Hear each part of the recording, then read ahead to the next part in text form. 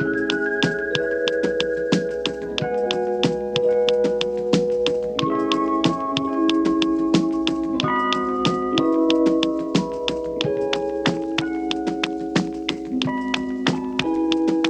first started off as a kinesiology major, that I knew that was not going to make me happy, and I knew I was going to need to pursue a creative endeavor, and I knew photography was going to be what I wanted to do.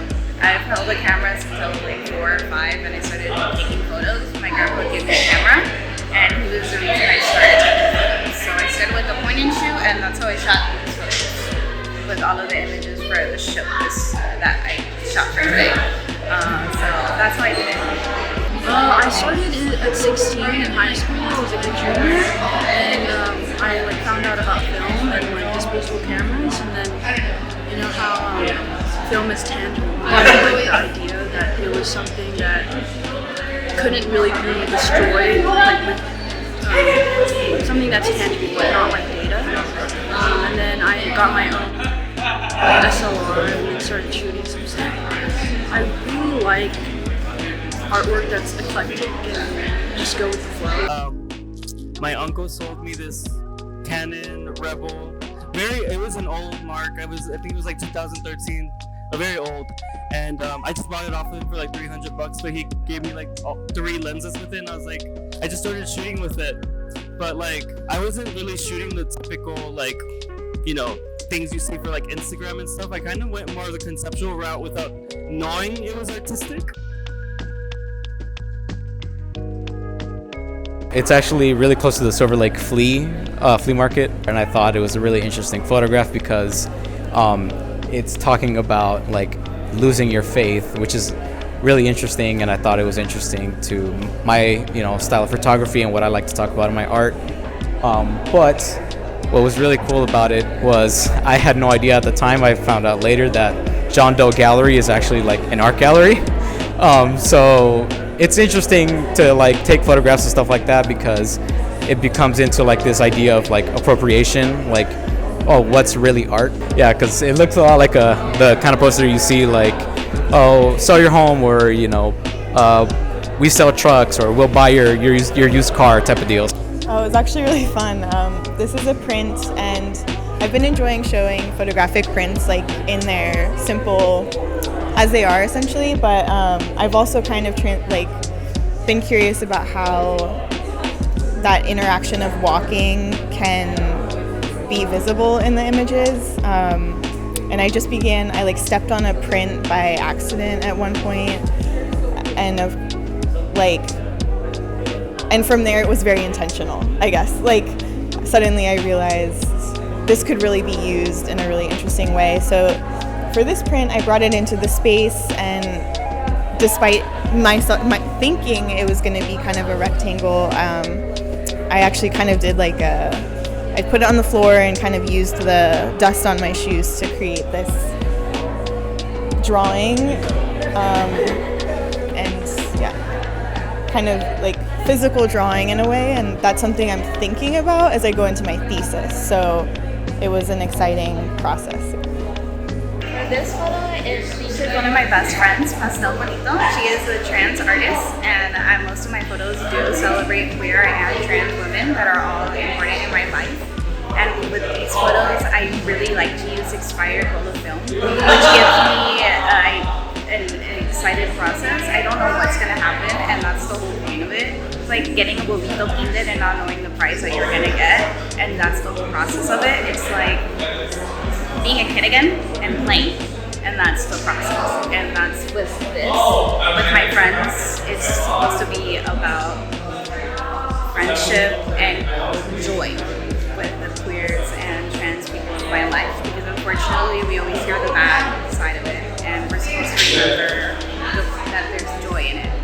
And that's what I want to do with my art, is remember the brown and queer people that are in our lives, and just not always think about the tragedy and murders that come along with these people. The artwork that you're seeing is done by using a long exposure, and so there's a whole project that I did that was about 6 years photographing in one place in the high desert called Red Rock Canyon, and basically all the exposures from that project are about 20 minutes to 30 minutes long. And so what you're seeing behind you is basically a kind of a condensation of 20 minutes or 30 minutes of time in a single image. So during that time, there's a lot of opportunity for obviously light to translate onto the surface of film, and also for different kind of movements to be introduced in front of the camera. So the gesture that you're seeing that looks almost like smoke, that almost looks like something that isn't really understood, is slow movements that are building up over the course of the 20 minutes in front of the camera that I produce.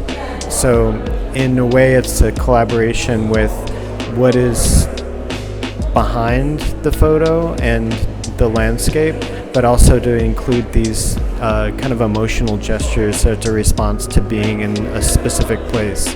So there's a lot of unknown, especially when you're working with film, that you don't really understand immediately what the result of it is going to be. But to trust the process is important, and also to understand that there is some layer of improvisation that occurs with what you're doing in that process. So it's a difficult process to kind of get a hold of because you don't know, but over time it gets clearer and clearer what you're doing in terms of movement and what the camera's recording in terms of that movement. This photograph I took in Vietnam, it's a 35 millimeter picture that I took of my uncle when I was living in Vietnam this year in the summer. And we're talking about stories about his experience. My parents immigrated to the US in 1975. He stayed behind, so we're just talking. We see like both perspectives, and it's just crazy to hear about the time differences.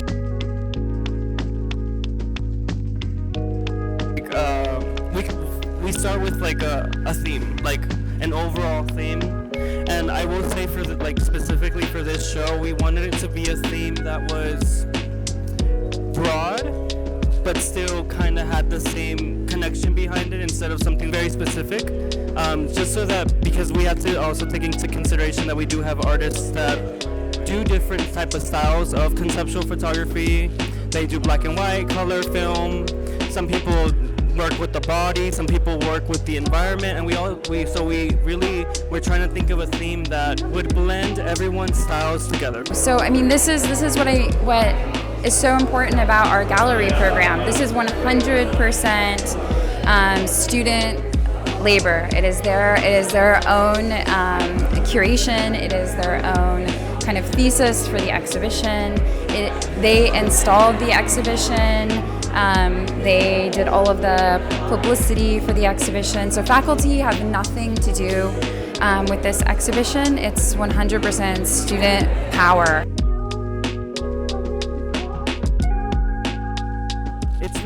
It's really nice. You know, it's different. It's really different to be on the other side instead of submitting work. You really learn to appreciate art more and understand the mind of the artist. And I don't think you're able to do that as you're submitting, you know, because it's like you don't even know who's gonna be in your show, you know. But as a curator, you're like, all right, I decide who goes in my show, you know. But it's so great to be able to really see, especially my peers. I love to know where their muse comes from, what exactly do they like to photograph, what is their art style. So that planning and kind of workshopping of an exhibition, which has taken place over several months, is really exciting because the students have done this outside of any university courses, you know, making connections between themselves as current students, but also with, again, alumni students, and providing opportunities for those students as well to connect with the current photo community. So, you know, these galleries as an incubator space are really, and kind of like an experimental kind of, practice space is really exciting to see. And I just, am excited at all of the different kinds of decision making I see in this room, the kind of wide range of work that's on display that like really speaks to the diversity within the medium of photography. Yeah, it's really important because there's a lot of emphasis on the vision of the students being displayed, and they were able to curate the show beautifully, and I'm familiar with a lot of the artwork that I'm, just panning the room behind you. I see a lot of work that I'm familiar with, and that's so important because it also allows a certain degree of agency when it comes to not only the production of the work, but also the reception or the showing of the work. So both sides, it's this agency that's important, and hopefully at the end of it, it means that people, especially that are in this show, are more likely to start their own exhibition spaces or artist-run spaces after they graduate because they've done it here. We're looking at it, and so to be that much closer to something that could be a very generative community building space is what this is all about. What I want to try and do later on is to open, hopefully, like my own studio or some kind of artist collective, something along those lines. Just do something creative, because at the end of the day, expression is really important. So for photography, I'm really just gonna let however the wind blows, because I don't believe I'm gonna go into a specific career path. It's really, if I go into museum, my own work, helping in like educational system, using art, working with kids, I believe I will do all of it or a little bit of both, or all three.